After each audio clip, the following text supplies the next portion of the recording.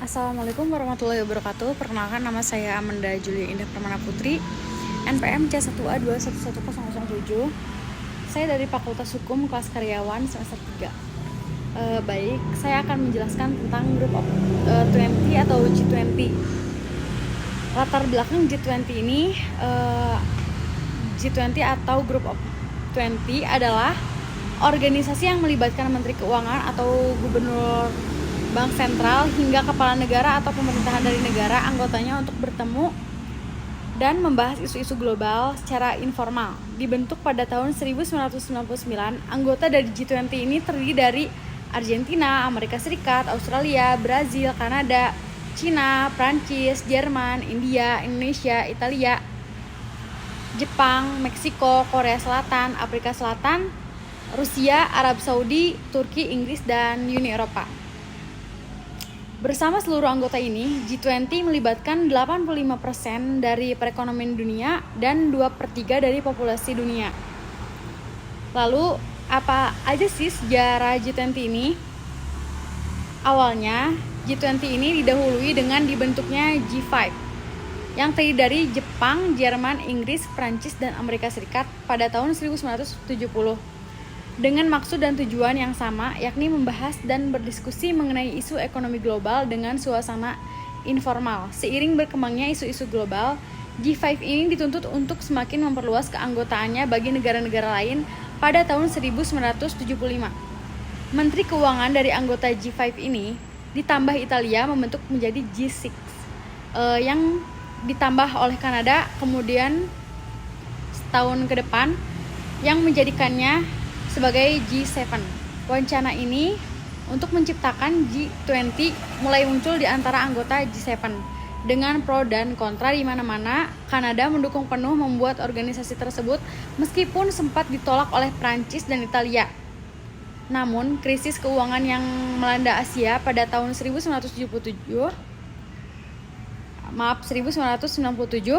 semakin mendorong pembentukan G20 ini yang secara formal lahir di tahun 1999. Krisis keuangan yang terjadi dari tahun 2008 makin menjadikan G20 ini lebih dari sekedar pertemuan antara Menteri Keuangan atau Gubernur Bank Sentral, tapi juga menjadi pertemuan kepala negara atau kepala pemerintahan. Alhasil, pada tahun 2008 G20 Summit terjadi untuk pertama kali. Sebagai mekanisme pertemuan informal, G20 tidak memiliki keputusan yang mengikat seperti Dewan Keamanan PBB, namun lebih ke lembaga yang membantu koordinasi antar negara anggota dan kerjasama untuk mengatasi krisis. Lalu peran Indonesia dalam G20. Indonesia masuk ke dalam organisasi ini karena Indonesia berada di posisi strategis sebab Indonesia termasuk negara yang berhasil mengatasi masalah krisis ekonomi pada tahun 1998. Indonesia memiliki tujuan penduduk keempat terbesar di dunia dan sebagai pemimpin di ASEAN. Maka posisi Indonesia dalam kancah perekonomian dunia patut diperhitungkan sudah 18 tahun sejak Indonesia masuk dalam forum G20 ini pada tahun 1999. Lalu, apa saja peran Indonesia pada forum G20 ini?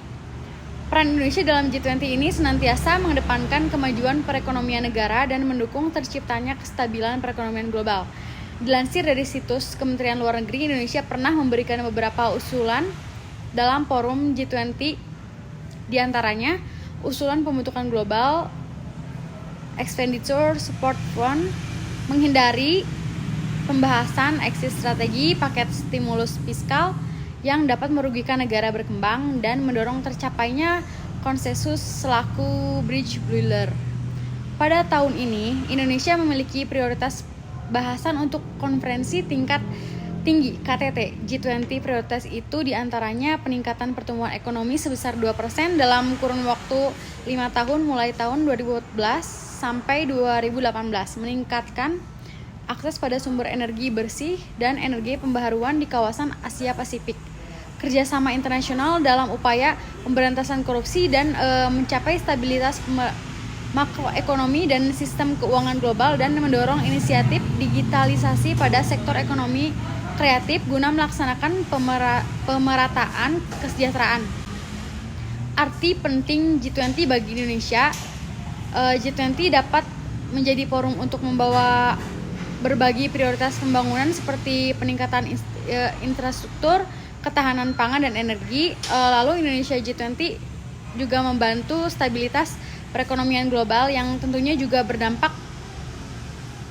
Lalu wakil ASEAN dan negara berkembang, G20 dapat menjadi platform diplomasi ekonomi untuk mengangkat peran Indonesia sebagai.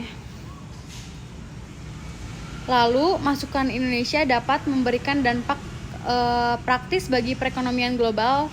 Capaian G20 ini dapat memberi dampak nyata bagi perbaikan kebijakan nasional dan sebaliknya.